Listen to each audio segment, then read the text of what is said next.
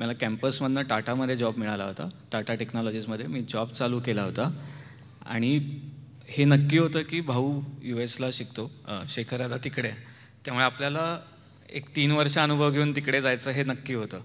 त्यामुळे आणि असं हाडाचं काही सोशल वर्कर किंवा असं काही नाही आहे, त्यामुळे आपण म्हणजे हे सगळं नक्की झालं. पण आज पाटणकर सर इथे आले, तर असंच बालगंधर्वमध्ये एक कार्यक्रम होता आणि त्याच्यामध्ये 2002च्या सुरुवातीला किंवा 2001च्या सेकंड हाफमध्ये कधीतरी असं बोलता बोलता त्यांनी असं आवाहन केलं की तुमच्यासारख्या मुलांनी काश्मीरमध्ये आलं पाहिजे.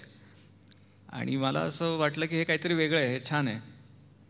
आणि मी ज्ञानप्रबोधिनीमध्ये शिकलो होतो, तर 92पासनं म्हणजे एक तर 65 साली यशवंतराव तिथे गेले होते युद्धानंतर, त्याच्यानंतर 92पासनं सचिन आणि त्यांची टीमसारखी जायचं आणि काहीतरी वेगळं ऐकायला मिळायचं. त्यामुळे हे काहीतरी घडतं तिथे आणि जे काही आहे ते सगळं सकाळमधलं सगळं निगेटिव्ह आहे, तर आपण पण बघूया असं म्हणून मी ठरवलं की समजून घ्यायचं. आणि मग घरी गेलो आणि घरी आईला विचारलं की आई मी जाऊ शकतो का काश्मीरला, मला काश्मीरला जायचं आहे. आणि आई नाही म्हणली, ती ओरडली चिडली पण. आणि तिने सांगितलं की हे सगळं सोड, आता आपली नोकरी आणि हे चालू ठेवायचं आणि तेच करायचं आहे. आणि मग मी तिला सांगितलं की ठीक आहे, मग मी मित्रांबरोबर गोव्याला काही दिवस जाऊन येतो. आणि त्याला ती हो म्हणली आणि मग गोव्याच्या ऐवजी मी काश्मीरला गेलो. बरं, मग आता काश्मीरला गेलास, कारण काही पत्ता कॉन्टॅक्ट काही होते का रे तुझ्याकडे त्यावेळी? नव्हतं काहीच, पण नाव होतं, एक मोठं नाव माहिती होतं की जनरल पाटणकरांना भेटायचं असं. त्यामुळे मी जम्मूला उतरलो आणि जम्मूला उतरल्यानंतर तुम्ही जम्मूला उतरल्या समोर 2 बंकर असतात आणि तिथे ते गन घेऊन हे असतात. तर मी त्यांच्याकडे गेलो आणि त्यांना म्हटलं की मला जनरल पाटणकरांना भेटायचं आहे. आणि त्यांनी असं माझ्याकडे की कोण वेडा असल्यासारखं बघितलं म्हणजे. आणि त्यांनी सांगितलं की काम करो, आप सीधा चले जाओ ट्रांजिट कॅम्प में, वहाँ पे बात करो. आणि मला असं कळलं नाही की असं का म्हणतो. एक तर मी एवढ्या लांब आलो, इतक्या विश्वासावर आलो आणि मला काहीच असं ते सांगत नाही आहे. पण लकीली ट्रान्झिट कॅम्पमध्ये गेलो, त्याच्यानंतर आम्ही काश्मीरला मग सरांशी भेट झाली आणि तिथून मग नवीन काश्मीर समजायला लागलं. पण सर काय म्हणाले पहिल्या भेटीत? त्यांनी प्रोत्साहन दिलं की आपण करू शकतो असं नक्की होतं. माझ्या मते ती एक खासियत आहे पाटणकर सरांची की ते तुम्हाला खूप मोटिवेट करतात. आणि तर त्यांनी असं सांगितलं की ठीक आहे, मग कुपवाडाचा भाग आहे तिथे एक गुलाम रसूल शाह नावाचे आहेत, सो त्यांच्याबरोबर काहीतरी काम चालू करायचं आता, किंवा तू तिथे जा आणि हे कर असं म्हणून त्यांनी ती एक भाग सांगितलं. आणि मग त्याच्यापुढे मग मजा यायला लागली म्हणजे कामाला, कारण खूप ओळख नव्हती, काही संबंधही नव्हता. त्यामुळे मग बटमालूमधनं गाड्या मिळतात. सो पहिल्यांदा जरी ओळख करून दिली तरी नंतर ती ओळख टिकवायला लागते आणि त्या ओळखीतनं काहीतरी घडवायचं असेल तर कन्सिस्टन्सी खूप लागेल. तर मग मी प्रयत्न असं म्हणजे बटमालूमधनं बसायचो आणि शेवटच्या गावापर्यंत जायचं आणि जाताना मुलांना 99,999चे पाढे हातावरती शिकवायचे किंवा असं करत मैत्री करत गेलो. मग तू राहिलास तिकडं? हो, लोकांकडेच राहिलो. आणि काश्मीरी माणूस खूप छान आहे. म्हणजे आपण जे काश्मीर ऐकतो ते मला माहीत नाही की का असं फक्त चुकीचीच बाजू ऐकतो, पण इंडिव्हिज्युअली काश्मीर माणूस इतका चांगला आहे की तो तुम्हाला कधीच खाल्ल्याशिवाय, आणि ते पण खाणं म्हणजे नुसतं खाणं नसतं ते, म्हणजे जर चहा त्यांनी दिला तर चहाबरोबर 5 वेगवेगळ्या प्रकारच्या शेव, चिवडे सगळं असं समोर मांडलेलं असतं. आणि फराळ मांडलेला असतो आणि मग त्यातून तुम्ही करायचं. किंवा ते कधीच असं म्हणणार नाही की तुम्ही का आलात. त्यांचं पहिलं वाक्य असेल की आज ठहर जाओ, आज ठहर जाओ. आणि इतकं लगेच ते आपलंसं करायला तयार असतात. पण आपण त्यांच्यापर्यंत पोचलो नाही आहे. माझ्या मते आपण खूप लांब आहोत काश्मीरपासून. आणि मग मी जसं जायचो तेव्हा युजली तिथे कोणी जायचं नाही, म्हणजे कुपवाडामध्ये असे टुरिस्ट जायचे नाहीत. त्यामुळे मग आम्ही गेलं की ते सांगायचं की भैया ठहर जाओ, आणि मग आम्ही राहायचो. आणि मग तेव्हा तू एकटाच होतास? एकटाच होतो. मग तुला पहिली कल्पना काय आली की मी इथे काय काम करावं ह्याची? मला कॉम्प्युटर सोडून काही येतच नव्हतं. त्यामुळे बाय डिफॉल्ट कॉम्प्युटर सेंटर चालू करू शकतो अशी खात्री होती. आणि त्यामुळे मी तिथे गेल्यावरती एक द्रुगमूलमध्ये अल्फैयाची पहिली शाळा होती जी तशी पडलेली होती आणि खूप चांगली चालत नव्हती. तर मी त्यांना म्हटलं की आपण तुम्ही जे नवीन हे करूया आपण हायवेवरती तुम्ही जे करताय तिथे आपण कॉम्प्युटर सेंटर चालू करू, जेणेकरून आजूबाजूच्या गावातली मुलं पण तिथे येऊ शकतात. आणि त्यांना ती कल्पना आवडली, कारण काहीतरी नवीन आहे. आणि 2002ला पहिली कॉम्प्युटर असलेली शाळा साधारणतः याच्यातली ती अल फैयाज म्हणून गुलाम रसूल शाह सरांची, ती आम्ही तिथे चालू केलं. म्हणजे अजून तू एकटाच होतास? एकटाच होतास. किती काळ राहायला लागलं तुला? मी नोकरी करत होतो त्यामुळे येऊन जाऊन करत होतो, पण मी 10 दिवस जायचो. म्हणजे 5 दिवसाची सुट्टी घ्यायचो, शनिवार रविवार जोडले की 9 दिवस मिळतात, त्यात जायचो. आणि त्यावेळी खूप पैसे नव्हते, त्यामुळे ट्रेननी जायला लागायचं. त्यामुळे ॲक्च्युली 3 किंवा 4 दिवस मिळायचे. आता विमानाने गेलं की 6-7 दिवस मिळतात.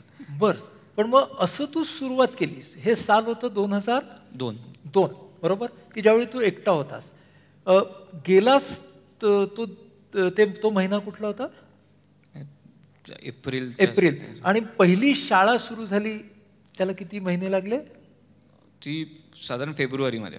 म्हणजे 8 महिने तू सलगपणे अशा पद्धतीने पुण्यात नोकरी करून महिन्याचे 9 ते 10 दिवस एकटा काश्मीरला जाऊन हे काम करत होतास.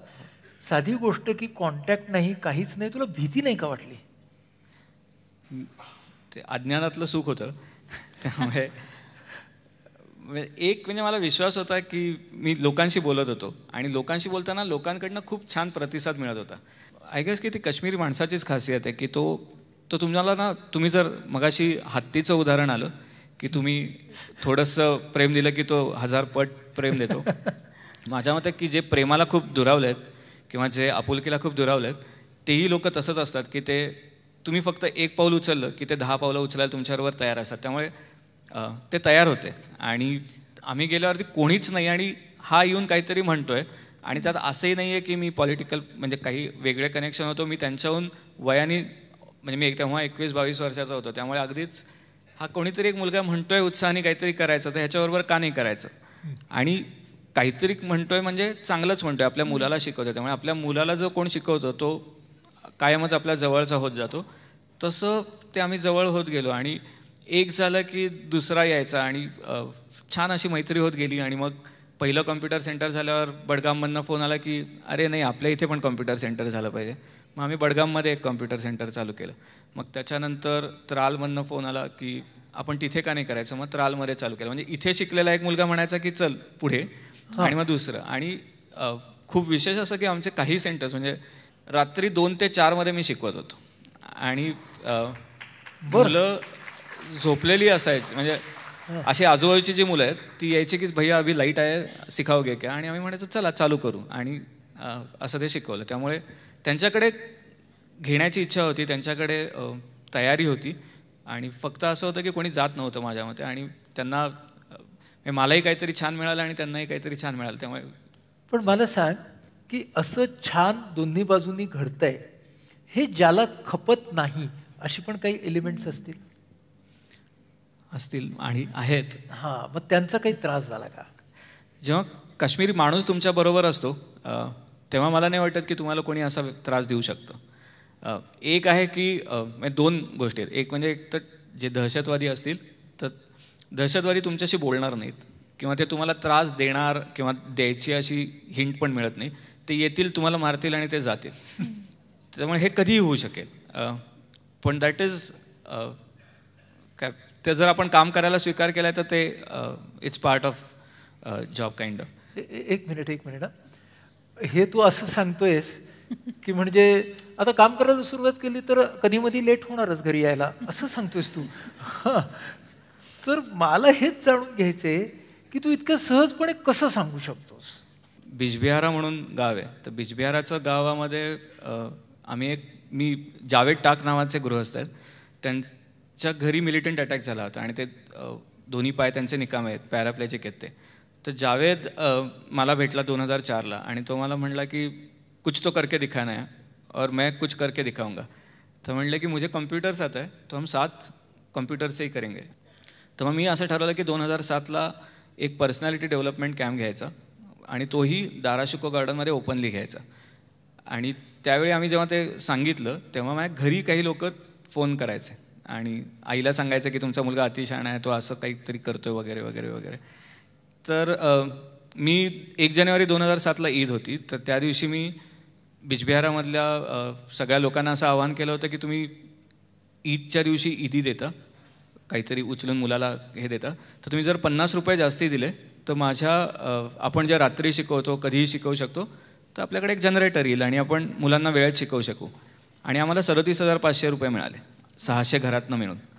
आणि मग ते जेव्हा मिळाले तेव्हा मला असं कळलं की माझ्याबरोबर हे सगळेजण आहेत. आणि मग मी त्यांना सांगितलं की हे बघा, मला माहिती आहे की हे जे कोणी मला फोन करतायत किंवा माझ्या घरी फोन करतायत हे नक्कीच दहशतवादी नाहीत, कारण मगाशी म्हटलं तसं ते काही तुम्हाला म्हणजे असं हे करणार नाहीत, तर कोणीतरी उगाचच हे त्रास देत आहेत, तर आपण करायचं की नाही ते तुम्ही सांगा. आणि त्यांनी सांगितलं की दादा तू कशाला काळजी करतो, भैया आप करो, हम आपके साथ है और आपको कुछ भी नहीं होगा. आणि लकीली 17 मुली पण तयार झाल्या यायला. आणि या 17 मुली तिथे आल्यावर आम्ही तो जो धाराशिव गार्डन आहे तिथे 3 दिवस हा कॅम्प घेतला. आणि या कॅम्पच्या वेळी जेव्हा आम्ही आत कॅम्पमध्ये घ्यायचो तेव्हा बाजूला सगळे गावकरी आळीपाळीने उभे राहायचे की आतमध्ये काहीतरी चाललंय, भैया अंदर कुछ ले रहा है, तो प्रोटेक्शन संरक्षण काइंड ऑफ. त्यामुळे माझ्या मते की तिथे आर्मी नव्हती, तिथे कुठली आर्टिकल्स नव्हती, तिथे एक साधं नातं होतं. आणि ते नातं इतकं घट्ट होतं की मग कोणी काही त्रास देणार नाही हे नक्की होतं त्याच्यामध्ये. आता तू एकटा म्हणून तिथं तुला स्वीकारलं, मग 2 गोष्टी म्हणजे एक तर तुझ्या बरोबर काम करणाऱ्यांचा गट इथं बांधणं आणि त्या गटाला तिथे नेऊन त्यांच्याबद्दलही तो विश्वास उत्पन्न करणं, हा प्रोसेस कसा झाला? म्हणजे जो पहिला कार्यकर्ता म्हणून घडला तोच मुळी या दौऱ्यातनं घडला. म्हणजे मगाशी जे बिजबिहाराचं उदाहरण सांगितलं त्यातून संस्कृती बापट जोडली गेली. आणि असं व्हायचं की ते आल्यानंतर मी हे सगळ्यांनी पहिल्यांदा काश्मीर बघून आलं होतं, त्यांनी काहीतरी वेगळं अनुभवलं होतं. आणि ते आल्यानंतर मी त्यांच्याशी चहावरती गप्पा मारत बसायचो आणि मी फक्त काय काय झालं हे सांगत राहायचो. असं नाही कधी केलं की आपल्याला काम करायचं आहे, कारण माझ्या मते आम्ही आत्ताही जेव्हा आसिममध्ये कोणी येतं तर मी कामच देऊ शकत नाही, कारण आम्ही इथे काहीच काम करत नाही. तर मी तुम्हाला टास्क असं काही देऊ शकत नाही. त्यामुळे जोपर्यंत तुम्हाला तो ते असं भिडत नाही किंवा असं जाणवत नाही की तो माझा आहे तोपर्यंत तिथे काही होऊ शकत नाही. त्यामुळे ते खूप बोलत राहायचं आणि त्यातून ते माणसं जोडत राहायचं. 2007च्या शेवटी एक दौरा आणला होता ज्याला काश्मीरी मुलांना पुण्यामध्ये बोलवलं होतं. आणि मी यांना सगळ्यांना असं सांगितलं होतं की हा दौरा आणताना आपण एक स्वप्न बघूया की मी कधीच ट्रेन बघितली नाही, मी कधीच काश्मीर व्हॅलीच्या बाहेर गेलो नाही, आणि आता मी काय करणार आहे तर मी जाणार आहे समुद्र बघणार आहे, मी जाणार आहे आणि कुठल्या तरी एका अनोळख्या भागामध्ये माणसांशी बोलणार आहे.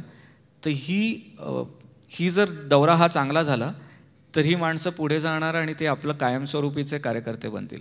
तर आपण हा दौरा खूप छान करायचा. म्हणजे ते रोज काहीतरी घेऊन यायचं की आज आम्ही हे ठरवलं आहे आणि मी सांगायचं हे मला आवडत नाही आहे. आणि असं आम्ही साधारण एक 3 महिने केले आणि 3 महिन्यांनी फायनली आमचा तो प्रोग्राम छान झाला. आणि त्यातून म्हणजे मग तिकडची मंडळी इकडे आली आणि इकडची मंडळी तिथं जायला लागली. आज किती जण आपल्या या गटामध्ये काम करतात? आत्ता आम्ही 88 जण आहोत एकूण. 88. आणि पुण्यामध्ये त्यातले 25 जण आहेत आणि डोंबिवलीमध्ये काही आहेत, सांगलीमध्ये, असं सगळे झालेत. आणि या सगळ्यांना एक नियम आहे की जर आपण दुसऱ्यांना काहीतरी शिकवतो तर आधी आपण काहीतरी असलं पाहिजे. त्यामुळे जर तुम्ही शिकत असाल तर तुम्हाला फर्स्ट क्लासहून कमी पडता कामा नये. आणि जर तुम्ही जॉब करत असाल तर त्या जॉबमधनं मग उचलून तुम्ही काहीतरी असेमला दिलं पाहिजे, कारण ज्या दिवशी तुम्ही तुमच्या खिशातनं काहीतरी देता त्या दिवशी तुमचा हक्क बनतो प्रश्न विचारायचा आणि मग ते भांडू शकतात. त्यामुळे मग तो गट बांधला जातो. तर त्यातला प्रत्येकाचा भाग आहे असीम. म्हणजे असीम एकाचं कोणाचंच नाही आहे. आणि त्यामुळे सगळेजण असीम चालवतात. बरं, असीम करावं म्हणजे काहीतरी त्याला असं रूप द्यावं हा विचार मनात का आला आणि असीम सुरू कधी झाला? असीमला ना काही अशी दिशा नाही आहे. माझ्यामध्ये ते वाईट आहे का चांगलं मला माहीत नाही, पण माझ्यामध्ये ती स्ट्रेंथ आहे आमची की आम्ही विचार करत नाही की काय करायचं आहे उद्या. त्यापेक्षा आपण काम करत राहायचं, मैत्री करत राहायची. आणि आपला मित्र म्हणेल की नाही आज हे करूया तर मग त्याच्याबरोबर काहीतरी वर्कआउट करायचं आणि नवीन चालू करायचं. त्यामुळे तर आपण असं काहीतरी विचित्र करत राहणार आणि मग प्रत्येक वेळी त्याला चौकटीची मर्यादा येऊ शकते. त्यामुळे मग ती चौकट आपणच आपली तयार करू ज्याला चौकटच नाही आहे अशी, असं म्हणून आम्ही ती असीम अशी 2010ला तयार केली. बरं, आता या कॉम्प्युटर क्लासेसच्या नंतरचा प्रोजेक्ट कुठला घेतला होता? कॉम्प्युटर क्लासेसनंतर आम्ही छोटेसे न्यूजपेपर रीडिंग ग्रुप्स आधी चालू केले. माझ्या मते काश्मीरमधले जे तरुण आहेत ते खूप म्हणजे खूप बोलतात, त्यांच्याकडे खूप त्यांना असं व्यक्त व्हायचं असतं. त्यामुळे ते व्यक्त होण्यासाठी त्यांना संधी पाहिजे असेल तर त्यांचे छोटे छोटे गट करावेत आणि त्यांनी एकमेकांशी बोलावे, म्हणून आम्ही न्यूजपेपर रीडिंग ग्रुप्स केले होते. पण ते काही खूप चांगलं चाललं नाही. त्याच्यानंतर कॉम्प्युटरमध्ये काही वाईट अनुभव आले की मी एकाला बडगाममध्ये 10 कॉम्प्युटर्स दिले होते आणि त्यांनी ते 10च्या 10 कॉम्प्युटर्स विकून टाकले.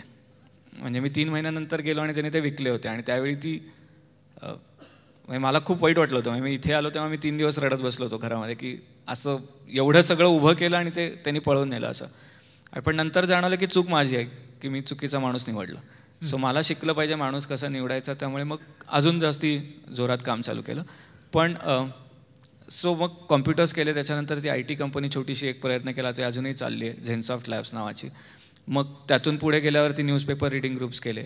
मग 2009ला एम्ब्रॉयडरीचे काही सेल्फ हेल्प ग्रुप तयार केले आणि मग 2010ला 117 जणं काश्मीरमध्ये वेगवेगळ्या प्रोटेस्टमध्ये मारली गेली. तर त्यातले 2 हे आमचे विद्यार्थी होते आणि आम्हाला माहितीची लोकं होती आणि त्यामुळे खूप राग आला की यांना कळत नाही आहे का हे काय करतायत. आणि म्हणून आम्ही तिथे गेलो आणि आम्ही त्यांच्याशी सगळ्यांशी बोललो आणि त्यांना ओरडत होतो मी. आणि तेव्हा आशिक आला आणि आशिक मला म्हटला, भैया कुछ नहीं है करने को. तर मी म्हटलं कुछ नहीं है करने को तो साथ में कुछ करेंगे.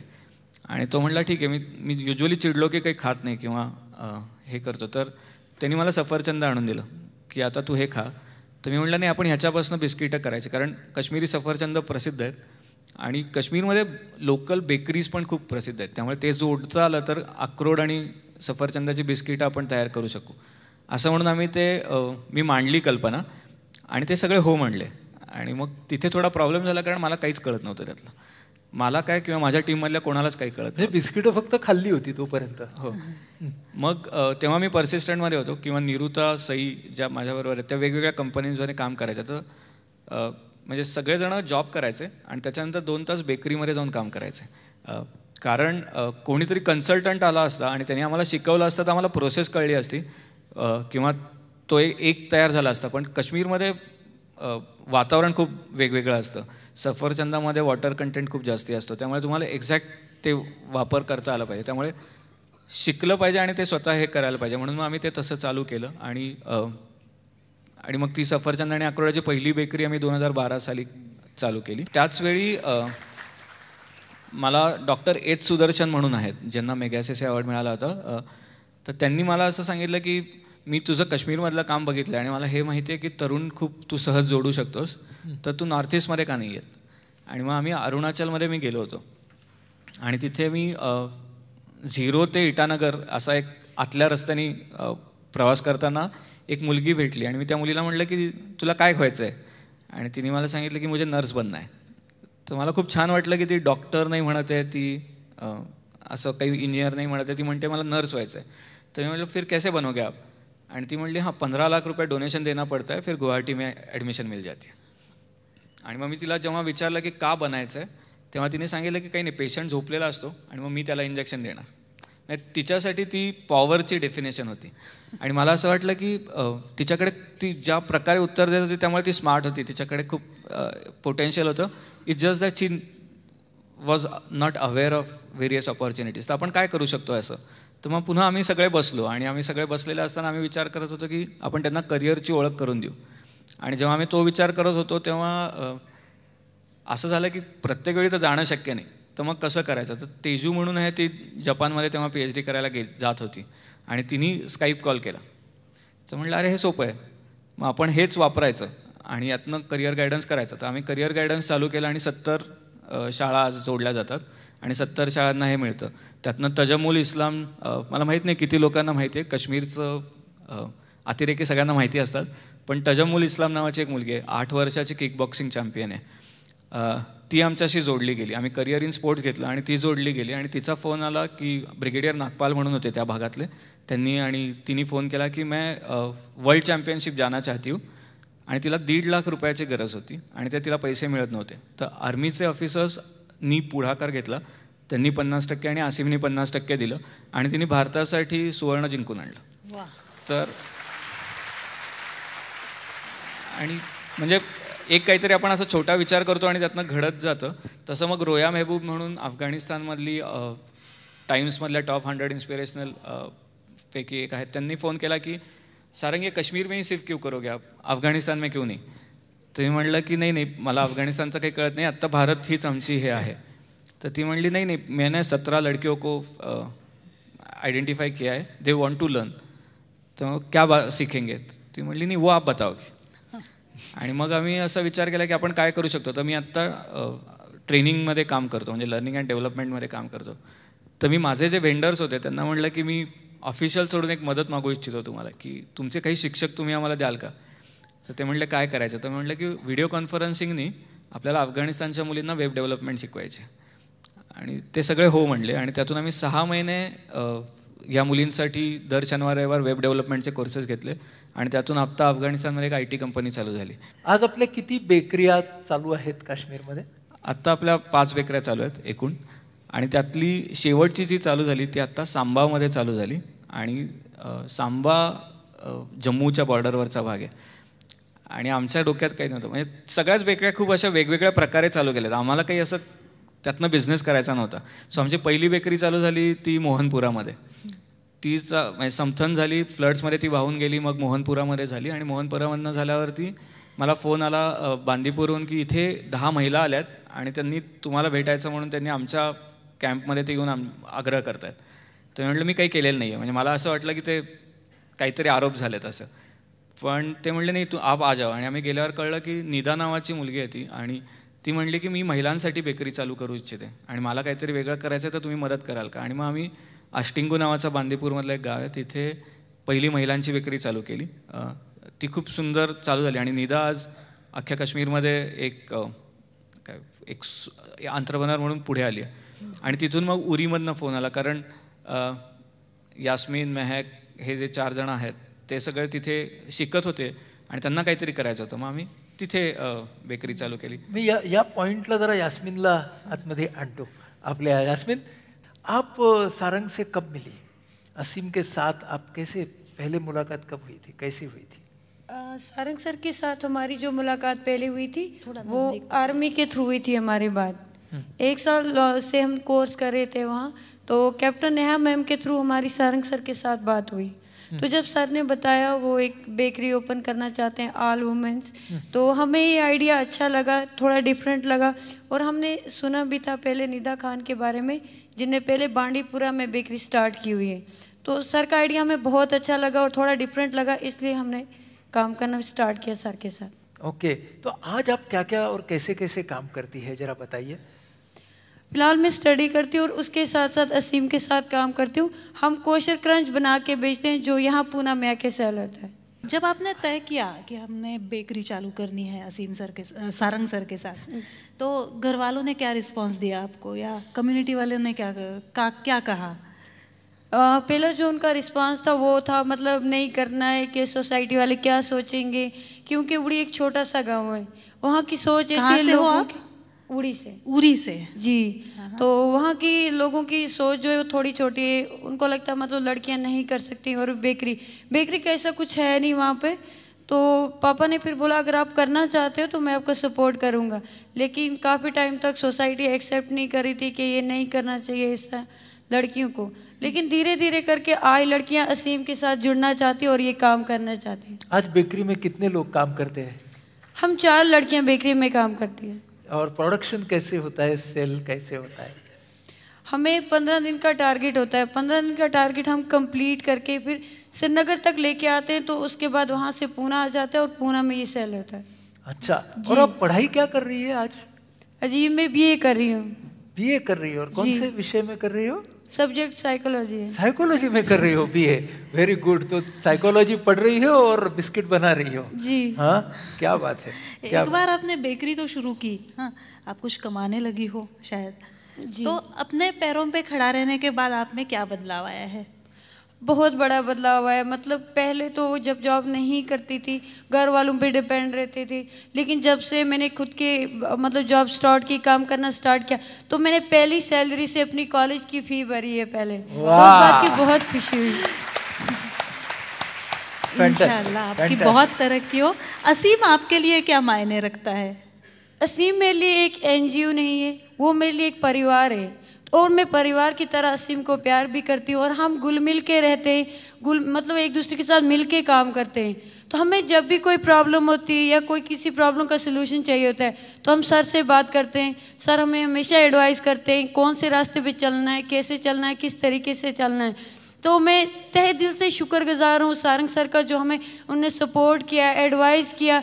आज मतलब मैं जो भी हूँ, अपने पाँव पे खड़ी हूँ, तो वो सारंग सर की वजह से और असीम की वजह से हूँ, जो कुछ भी। सारंग, तुझ्याकडे येतो. प्रोजेक्ट अभिलाषा काय आहे? सो व्हिडिओ कॉन्फरन्सिंगनी करिअर गायडन्स. हा. सो मगाशी म्हटलं तसं की अरुणाचलमध्ये ते सुचलं, त्यातून ते चालू झालं. मग आता तुम्ही अजून वेगवेगळ्या सेक्टर्समध्ये गेलात आणि खूप गमतीदार काही गोष्टी, प्रीमियर लीग चालू केली म्हणे तुम्ही. हो. हा, त्याच्याबद्दल सांग ना. उरीमध्ये 2016 साली 17 सैनिक आपले शहीद झाले. आणि उरी किंवा जी सगळी लाईन ऑफ कंट्रोल आहे ती कधीच भारताच्या विरुद्ध गेलेली नाही. म्हणजे आपल्याला काश्मीर म्हणजे फक्त काही भागांचं जी बातमी येते, पण पूर्ण लाईन ऑफ कंट्रोल ही कायम आपल्या बाजूला उभी आहे आणि आपल्या बाजूनी लढते. तर अशा ठिकाणी ते होणं हे काहीतरी खटकलं की असं तिथे होणं म्हणजे ऑब्व्हियसली ते लाईन ऑफ कंट्रोलच्या जवळ आहे, त्यामुळे म्हणजे कोणीतरी येणार, पण ह्यातून जे पुढचं घडेल ते कदाचित चुकीचं असू शकेल असं वाटत होतं. आणि म्हणून मग उठलो आणि आम्ही 3 जण ब्रिगेडियर अहलावत सर आहेत त्यांच्याकडे गेलो आणि त्यांना म्हणलं की सर आम्हाला काहीतरी खटकतं आहे की हे इथे घडणं याचं काहीतरी वेगळं आहे. आणि ते मला सांगत होते की आता आम्ही मागे भिंत बांधायला चालू केली आहे, आणि कारण फॉर मी माय जवान सर म्हणजे सगळ्यात महत्त्वाचं माझ्यासाठी तेच हे आहे. तर मी म्हटलं पण मग मागच्या गावांचं काय? तर ते म्हणले की ते आता आयसोलेट होतील काही दिवस, पण this will be done in some months आणि then it will be open. तर मी त्यांना म्हटलं पण मग कदाचित हेच अपेक्षित आहे का त्यांना की इथे पण आर्मीपासून ती दूर व्हावीत सामान्य माणसं? तर ते म्हणले इथे तशी शक्यता कमी आहे, पण असं असू शकतं. आणि असं असू शकतं असं म्हणल्यावरती मग आम्ही विचार केला की आपण काहीतरी वेगळं केलं पाहिजे. तर ते म्हणलं की चल काय करायचं सांग, आपण करू एकत्र. आणि काश्मीरमध्ये ना क्रिकेट खूप फेमस आहे. म्हणजे काश्मीर काय सगळ्याच भारतामध्ये क्रिकेट हा एक धर्म आहे. त्यामुळे आम्ही म्हटलं कुठलं तरी खूप मोठं अजून काहीतरी वेगळं, त्याला HR इंटरव्हेन्शन्स वगैरे अशी नाव काहीतरी करण्यापेक्षा जर क्रिकेट सगळ्यांचं आहे प्रेमाचं, तर आपण क्रिकेट लीग अनाऊन्स करूया. आणि विशेष प्रयत्न असीमचे व्हॉलंटियर आणि तिथली जी ब्रिगेड आहे त्यांनी असं करावं की ह्या 5 गावांची टीम नक्की यावी. तर असा आमचा फोकस होता तो. आणि त्यातून आम्ही ते चालू केली आणि आम्हाला वाटलं की एक 10-12 टीम येतील. तर पहिल्याच वर्षी 54 टीम आल्या. आणि फायनल झाली तेव्हा फायनलला साधारण 6000 लोक त्या मैदानावर होते. आणि एवढं चांगलं मैदान की जिथे क्रिकेट होऊ शकतं हे आर्मीचंच आहे. त्यामुळे आर्मीने ह्या सगळ्यांना होस्ट केलं आणि त्यातून तो जो बॉन्डिंग होतं ते अजून घट्ट झालं. हे सेकंड ओपिनियन हेल्थ सेंटर काय? सांबा डिस्ट्रिक्टमध्ये, जो की जम्मू काश्मीरचाच भाग आहे, तिथे 600हून जास्ती युद्धविधवा आहेत आणि साधारण 11,000हून जास्ती व्हेटरन्स आहेत, म्हणजे आर्मीमध्ये सर्व केलेले. आणि जेव्हा मी त्यांच्याशी बोलत होतो तेव्हा त्यातली एक 24 वर्षाची हे होती आणि ती आली सिमी. ती आली आणि तिने सांगितलं की तिचं लग्न, म्हणजे तिचं जेव्हा हे गेले जवान शहीद झाले त्याच्यानंतर ती विधवा झाल्यावर तिला पेन्शन मिळायला लागलं आणि त्या पेन्शनच्या अपेक्षेने एकाने त्याच्याशी लग्न केलं. आणि जेव्हा दुसरं लग्न झालं तेव्हा पेन्शन मिळणं बंद झालं, त्याच्यानंतर तिला टाकून दिलं. असंच एक 60 वर्षाची आहे बिपाशा देवी म्हणून, त्यांचा मुलगा मतिमंद आहे. तर त्या एकट्याच त्या पेन्शनवरती चालवायचं तर ते जमत नव्हतं. तर त्या सगळ्यांना भेटल्यावर मी म्हटलं की नाही मग आपण इथे का नाही बेकरी चालू करायची. म्हणून मग आम्ही ऑलिव्ह ग्रीन बेकरी असा विचार केला आणि ती चालू केली. आणि त्यांना शिकवलं कोणी तर मेहक आणि यास्मिननी. सो मेहक आणि यास्मिन तिकडे गेल्या आणि त्यांना शिकवलं. तसंच मग मी तिकडे तेव्हा गेलो तेव्हा एक ECHS असतं जिथे डॉक्टर्स सगळ्यांना चेक करतात. तेव्हा तिथले डॉक्टर्स म्हटले की इथे येतात सगळे पेशंट्स, आम्ही त्यांना देतो. किंवा जे जवान होते ते म्हणाले की हम आते हैं, हमें अच्छे से सपोर्ट मिल रहा है, लेकिन अगर स्पेशलायझेशन में कुछ चाहिए तो मिलता नहीं है. म्हणजे मला काही स्पेशल ओपिनियन्स मिळत नाही आहेत किंवा हे. तर मी म्हटलं खूप सोपं आहे, म्हणजे आपण इथे एक स्कॅनर आणि प्रिंटर लावून टाकूया आणि तुम्ही रिपोर्ट्स यायचे स्कॅन करायचे, आम्ही इथे पुण्यामध्ये घेऊ प्रिंट, आणि आम्ही इथल्या पुण्यातल्या डॉक्टरांना अशी विनंती करू की तुम्ही ओपिनियन द्या. We are not asking you to go operate आणि काही, तर आपण असं हे करूया. आणि सगळे डॉक्टरांनी त्याला खूप सहज सहमती दिली आणि त्यातून सेकंड ओपिनियन हेल्थ सेंटर चालू झालं आणि आत्तापर्यंत आम्ही 87 लोकांना ओपिनियन्स देऊ शकलो. चांबामध्ये तरुण मुलांच्या बरोबर आत्ता एक मोठा प्रकल्प तिथं तू चालवतोयस, त्याबद्दल सांग. तिथे मग अशी म्हटलं तसं की 11,000 जवान आहे आणि त्यांची फॅमिली, म्हणजे त्यांच्यामध्ये देशप्रेम आहेच, त्यांना काही वेगळं काही शिकवायची गरज नाही आहे. तर त्यातले सगळे साधारण जवानांची मुलं जी होती त्यांना ऑफिसर्स बनायचं स्वप्न असतं, पण ते कसं बनावं यासाठी काही मार्गदर्शन करता येईल का. तर रमण सरांनी आणि आम्ही असं बसता बसता असं सुचलं की आपण सुपर 40 हे करायचं. तर सुपर 40 फक्त IIT असतं किंवा सुपर 40 अजून कशासाठी असतं, तर आपण या मुलांना NDA आणि CDS एंट्रन्स द्यायला शिकवायचं आणि त्यातून त्यांना ऑफिसर्स बनवायचं. आणि मग आम्ही सुपर 40 चालू केलं आणि त्यातून आत्ता 3री बॅच गेली आणि त्यातून आत्तापर्यंत फक्त म्हणजे ऑफिसर अजून कोणी झालं नाही, पण आत्ताच्या बॅचमध्ये जी 40शी होती त्यातले 37 जणांनी टेस्ट क्लिअर केली. बेसिकली यांचे सगळ्यांचं ना टेस्ट इज इझी, पण त्याच्या पुढे गेल्यावरती असतं ते जे स्क्रीनिंग असतं ते ॲक्च्युली लोकांना बाहेर काढण्यासाठीचं स्क्रीनिंग असतं, ज्याच्यामध्ये सायकोलॉजिकल ॲस्पेक्ट चेक केले जातात किंवा असं. मला त्यातलं खूप माहीत नाही, पण जेव्हा हे कळलं तेव्हा मला कळलं नाही की कुठे जायचं. तर म्हणून तेव्हा IPHचं आणि असीमचं पहिलं कोलॅबोरेशन चालू झालं, त्याबद्दल सांग. तर त्या मगाशी म्हटलं असं मला कळलंच नाही की काय करायचं, त्यामुळे मग मी बाय डिफॉल्ट होतं की मी असा सरांना मेसेज केला की आपण यांच्यासाठी काही ट्रेनिंग घेऊ शकू का आणि ते सायकोलॉजिकल ॲस्पेक्ट्स आपण दाखवू शकू का. आणि लगेच हो असं उत्तर होतं. आणि इथून मग लगेच डॉक्टर सुखदा ज्या आता पुण्याच्या IPHचं सगळं बघतात त्या काश्मीरमध्ये गेल्या आणि त्यांनी 3 दिवसाचं वर्कशॉप या 40 जणांचं घेतलं आणि त्याचा खूप सुंदर प्रतिसाद आहे आणि त्यांना आता पुन्हा बोलवलं आहे. त्यामुळे बरं, आता काही काश्मीरी मित्रमैत्रिणींना तू पुण्यामध्ये आणलंस, या सगळ्या कल्पनेबद्दल सांग. अशी कल्पना नव्हती की तिथल्या मुलांनी पुण्यात यावं आणि शिकावं, कारण कायमच असं वाटत राहिलं की तिथे नेतृत्व तयार व्हावं. म्हणून आपले जे सगळे प्रयोग आहेत ते खरं तसे आहेत. पण 2016ला जेव्हा बुऱ्हाणवाणी गेला, म्हणजे त्याला मारलं आपण, तर बुऱ्हाणवाणी गेल्यानंतर 6 महिने काश्मीर बंद होतं, 19 शाळा जाळल्या गेल्या. आणि ते सगळं होत असताना आपण ना फक्त तिथे वाईट चाललंय तिथे असं सगळं बोलत राहिलो, पण तिथल्या मुलांचं काय होतं, म्हणजे एक मुलगा 6 महिने घरात बसूच शकत नाही आणि एक मुलगा जर शाळेत जाऊ शकत नाही तर तो बाय डिफॉल्ट कुठेतरी वेगळीकडे अट्रॅक्ट होणार आहे. आणि कायम आपल्याला पण आर्मीबद्दल क्रेज आहे, म्हणजे माझ्या मते आपल्यातल्या अनेक लोकांना खरं आर्मीबद्दल प्रेम वगैरे नाही आहे, त्यांना क्रेज आहे. कारण जर 21 परमवीर चक्र विजेत्यांची नावं विचारली तो सांगताच येत नाहीत लोक.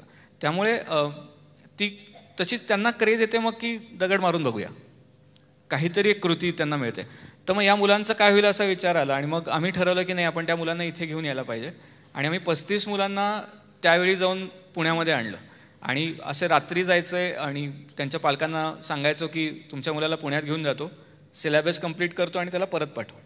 आणि असं आम्ही 35 मुलांना इथे घेऊन आलो आणि त्यांना शिकवलं. ज्ञानप्रबोधिनी आणि मिलेनियम शाळेने मदत केली त्याला आणि आम्ही परत त्यांना पाठवलं. त्याच्यानंतर सारखे फोन यायला लागले की नाही तुम्ही माझ्या मुलाला प्लीज घेऊन जा तिकडे, त्याला शिकवा तिथे.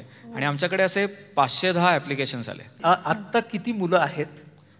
आत्ता 13 मुलं आणि 9 मुली आहेत. त्या 9 मुलींपैकी 7 लडाखच्या आहेत आणि 2 नेपाळच्या आहेत. आणि एवढी मुलं आता इथे काम करतात, म्हणजे ह्या सगळ्यांचं पालकत्व बाकायदा तुझ्यावरती आहे. हो, एवढ्या सगळ्यांचं पालक होताना कसं वाटतं? खूप मस्त वाटतं. म्हणजे माझ्या मते ना जितकं प्रेम आपण विचार करू शकत नाही तितकं मिळालं आहे. म्हणजे मला सख्खी बहीण नाही आहे, तर यांगझीन डोलकर किंवा आता पेडो यांगझी जे कोणी सगळे आहेत, मला असं जाणवत नाही की मला सख्खी बहीण नाही आहे. म्हणजे माझ्या घरी ते कधीही येऊ शकतात, ते कधीही येतात. आम्ही आता जोडले गेलो आहे. म्हणजे आणि ज्या दिवशी असं होतं, म्हणजे मागच्या वेळी 12वी झाल्यावरती या तिघी परत जायला निघाल्या, तर मी स्टेशनवर जात नव्हतो कारण मला शक्यच नव्हतं ते. पण मी गेल्यावरती आम्ही तिघही जणं तिथे इतके रडायला लागलो की लोक असे वेड्यासारखे बघत होते की ह्याला काय झालं नक्की. म्हणजे पण नंतर मग त्यांनाही राहवलं नाही आणि मलाही राहवलं नाही आणि मग त्या परत आल्या. आणि आता त्या जाऊ शकत नाही, म्हणजे ते घराचा भाग आहेत, त्यामुळे त्यांना जायचं असेल तर मग मला लेहला जायला लागेल. वा, क्या बात है. यास्मीन, आप आपके पास आना चाहती हूँ। आप पूना में पहली बार आए हो या इसके पहले आ चुके हो? नहीं, इससे पहले भी आ चुके हो। यहाँ के माहौल में और कश्मीर के माहौल में क्या फ़र्क लगता है? यहाँ के माहौल और कश्मीर के माहौल में बहुत फ़र्क है।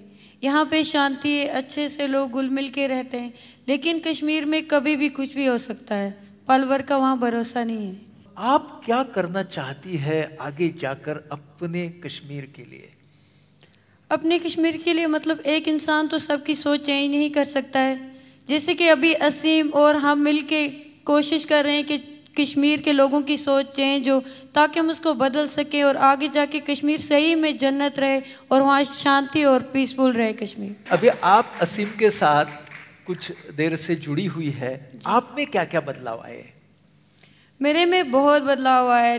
पहले तो मतलब खुद के पाँव पे खड़ी नहीं थी, वो भी हूँ, और आज इतना सोच सकती हूँ कि मुझे क्या करना चाहिए खुद के लोगों के लिए, और उनकी सोच बदलनी चाहिए ताकि मेरे गांव की जो लड़कियां हैं वो अपने पाँव पे खड़ी हो सकें, आगे बढ़ सकें। और हम दूसरों के लिए भी आज सोचते हैं, जैसे असीम हम कश्मीरियों के लिए सोचता है, हमारे लिए सोचता, और इतना कुछ किया है हमारे लिए।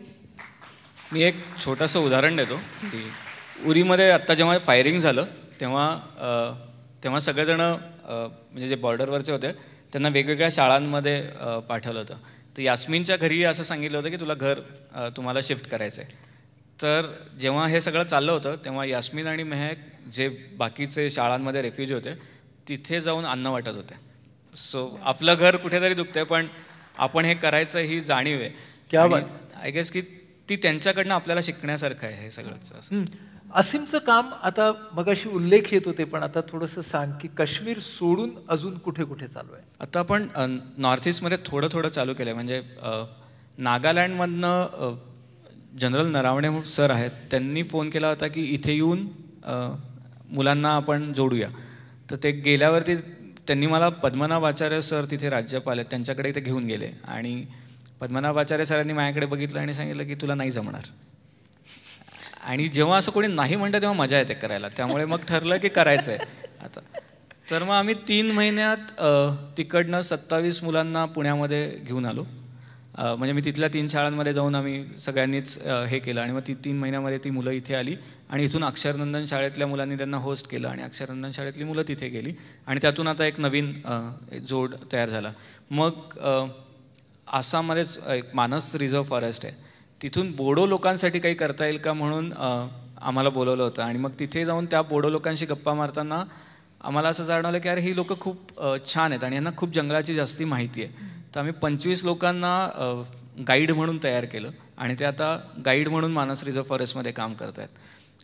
मग माजुली म्हणून एक सगळ्यात जगातलं सगळ्यात मोठं बेट आहे नदीवरचं आणि ते खूप लोकांना माहीत नाही आपल्या भारतात असून. तर तिथे आम्हाला बोलवलं. तिथे निंबाळकर सर आहेत, त्यांनी सांगितलं की सारंग तू इथे. आणि मग ते म्हणले की हे 1240 स्क्वेअर किलोमीटरचं होतं आणि आता 420 झालं आहे, तर इथे काय करता येईल? तर म्हणलं काही नाही, कारण हे सगळं हे खूप सायंटिफिकली स्टडी करून करायचं आहे.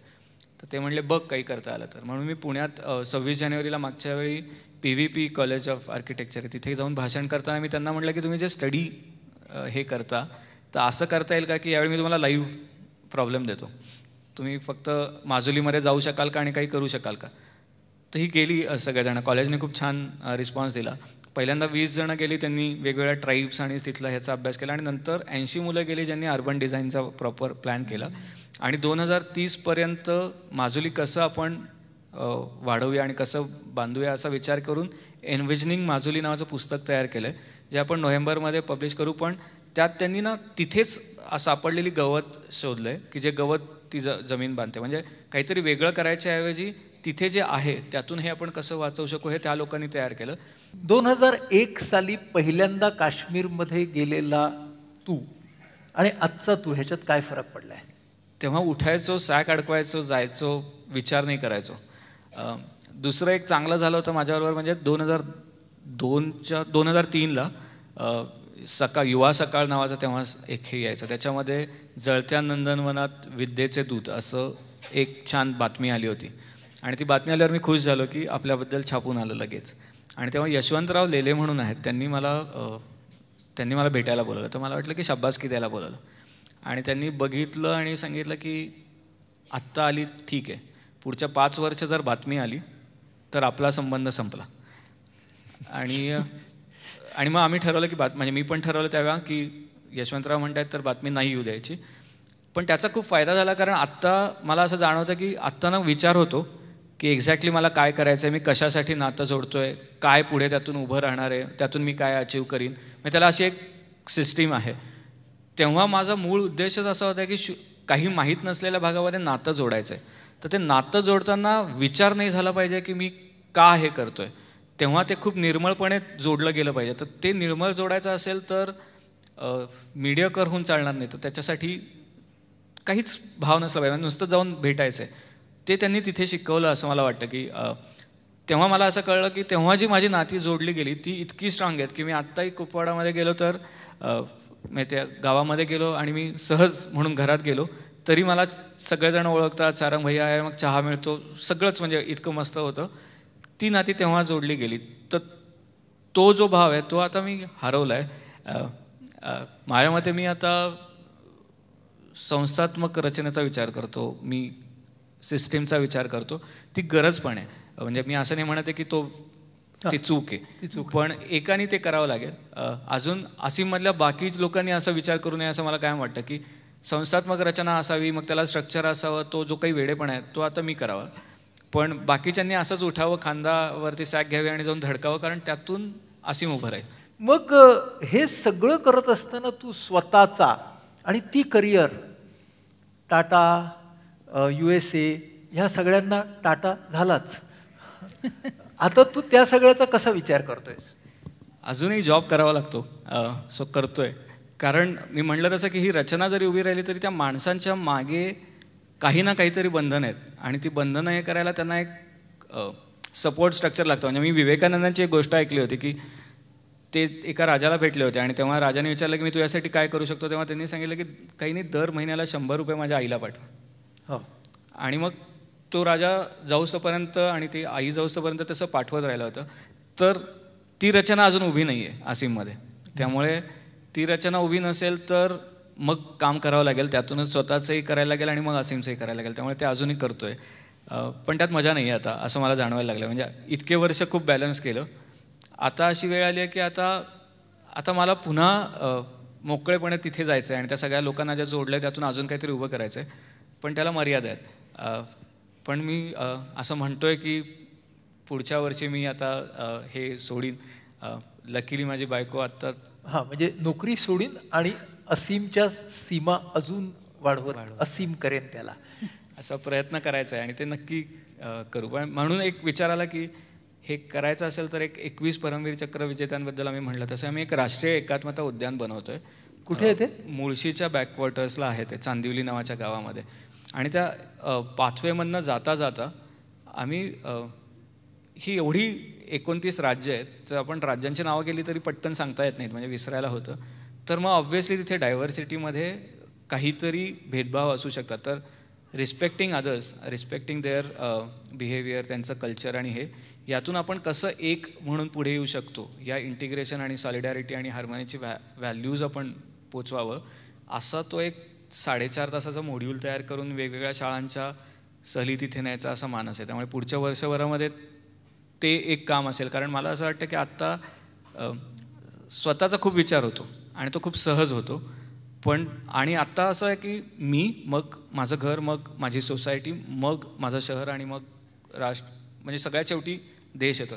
तर if you can reverse this cycle की माझा देश मग मी असलो तर ही सायकल रिव्हर्स करायची असेल तर तो एक प्रयत्न करायला लागेल. तर तसा एक प्रयत्न ह्यातनं होऊ शकतो का असं करणार आहे. माहीत नाही जमेल की नाही, कारण मला शिकायला लागेल हे करायला. बरोबर. सारंग, तुझं व्यक्ती म्हणूनचं वेगळेपण तुला काय वाटतं? जाऊन धडकतो, विचार नाही करत, जाऊन धडकतो आणि विचार नाही करत. त्यामुळे आणि मी पुस्तकं कमी वाचतो. म्हणजे काश्मीरमध्ये जर मी पुस्तकं वाचून गेलो असतो तर मला नाही वाटत मी काम करू शकलो असतो. कारण ते तुम्हाला सांगतात की तुम्ही काय विचार करायचा. जर कृतीमध्ये काम करायचं असेल तर माझ्या मते मग तुम्ही अनुभव घ्या आणि मग पुस्तकांना साथीला घ्या, जे अनुभव आहेत त्यांना योग्य दिशेने वळवायला. पण तुम्ही आधीच इतकी पुस्तकं वाचता आणि मग तुमची मतं बनवून तुम्ही बघता, तर त्यातून मग त्यातून तुम्हाला तुमचा मार्ग दिसतच नाही, म्हणजे मग कृती होऊ शकत नाही. म्हणजे ते तुम्हाला कोणीतरी सांगितलेलं ऐकता तुम्ही. म्हणजे तुझं वेगळेपणे तिथे जाऊन धडकणं. तू अपयशाकडे कसं पाहतोस जेव्हा सेटबॅक येतो, तुला एखादा अडचणी येतात तेव्हा? माहीत नाही, मी जातो पुढे. माहिती आहे की काश्मीरमध्ये काम करताना असं अपेक्षितच आहे की जर मी 100% काम केलं तर 70% वेळा मला मागे यायचे, 30% वेळाच मी पुढे जाऊ शकतो. तर ते इतकं आता अंगवळणी पडलं आहे की आता असं वाटतच नाही की आपण कुठेतरी काय हे नाही झालं, वर्कआउट नाही झालं तर करत राहूया. माझ्या मते सोडलं नाही पाहिजे. म्हणजे बडगाममध्ये जेव्हा ते कॉम्प्युटर्स त्यांनी चोरले तेव्हा मला खूप वाईट वाटलं, पण मी तेव्हा सोडलं असतं तर आज असीम नसतं. तर माझ्या मते ते करत राहावं. आणि जर माझा विचार पक्का आहे की मला हा एकत्र बांधायचा आहे तर मग जे कोणी येतील आणि जे काही म्हणतील, जे काही होईल ते सगळं ते रस्त्यामधलं आहे, त्यामुळे ते अनुभव घेत जाऊया. अजून 10 वर्षानंतरचा सारंग कसा असेल माहीत नाही, पण नक्कीच काश्मीरसाठी पूर्ण वेळ काम करणार असेल. सो वा वा, क्या बात, क्या बात. मित्र, सारंगशी गप्पा मारणं हा माझ्यासाठी नेहमीच एक खूप छान अनुभव असतो. पण तुम्हाला जाणवलं असेल गेल्या तासाभरामध्ये त्याच्याशी गप्पा मारत असताना की तो जे बोलतो त्याच्यामध्ये कोणताही आविर्भाव नसतो. तो जसा आहेच तसाच तो आपल्यासमोर येतो. जे करतो ते फक्त तो आपल्यासमोर अत्यंत आरसपानी पद्धतीने मांडतो. आणि त्यामुळे मगाशी तो आपल्याला सहजपणे म्हणाला की मी काम कुठे करतोय. मला वाटतं हे सगळ्यात महत्त्वाचं वाक्य होतं की मी काम कुठे करतोय. थोड्याशा गंभीर अर्थानं आणि चांगल्या अर्थानं त्याच्याकडे बघायचं तर मला इथं गीतेमधलं एक वचन आठवलं की कर्मी अकर्म जो पाही अकर्मी कर्म पाहतो. कर्म आणि अकर्म याच्यामध्ये काय आहे तर जेव्हा कर्म हे कर्म राहतच नाही तेव्हा त्याचं अकर्म बनतो. म्हणजे जे काही आपण करतोय ते करणारे आपण, आपलं ध्येय, या सगळ्याच गोष्टी जेव्हा एकत्र येऊन जातात, एकजीव होतात, एकात्म होतात, त्या अवस्थेला म्हटलेलं आहे अकर्म. आणि जेव्हा त्या अकर्माच्या अवस्थेमध्ये माणूस असतो त्यावेळेला त्याला जाणीवच नसते की तो काम करत असतो. त्याच्या हातून ते घडत असतं. आणि अकर्माची अवस्था ही खूप आध्यात्मिक दृष्टीने उच्च अवस्था अशासाठी मांडली आहे की जेव्हा अकर्माच्या अवस्थेमध्ये व्यक्ती काम करत असते तेव्हा त्या व्यक्तीला अहंकार, उद्धटपणा हे कधी शिवत सुद्धा नाहीत. नम्रता ही आपोआपच त्या अवस्थेचा भाग बनून येत असते. तेव्हा आज तुझ्याबरोबर गप्पा मारताना तुझ्यामधली नम्रता, तुझ्यामधली ही रुजुता आणि तुझ्यामधला हा आरसपानी भाग की मी खूप काही केलंय, आम्ही बऱ्याच वेळेला एक पसाभर काहीतरी करतो आणि किलोभर ते केलं असं सांगत राहतो. तू इतक्या पद्धतीने, इतक्या सातत्याने, इतक्या लोकांबरोबर इतकी वर्ष काम करतोयस आणि तू त्याला काय म्हणतोयस, मी फक्त मैत्री करत गेलो.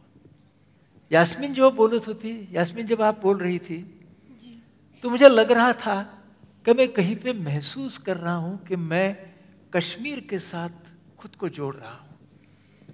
हमें ऐसे लग रहा है कि हम सिर्फ यास्मीन से बात नहीं कर रहे हैं, हम पूरे कश्मीर के साथ बात कर रहे हैं.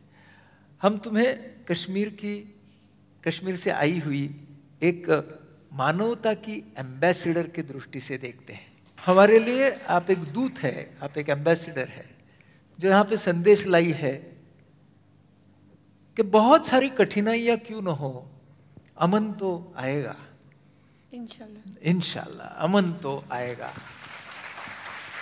आणि जिथं मित्रो मैत्री आहे तिथून हळूहळू हिंसा, सर्व ज्या वाईट भावना आहेत त्या जाणारच आहेत. फक्त मैत्री करायला मोकळं मन हवं, मैत्री टिकवायला झपाटले पण हवं. आणि हे सगळं करत असताना मनामधला तो मृदुभाव आणि नम्रता जपायला हवी. तर मग कुठल्याही सीमेचं बंधन आपल्यावरती राहत नाही.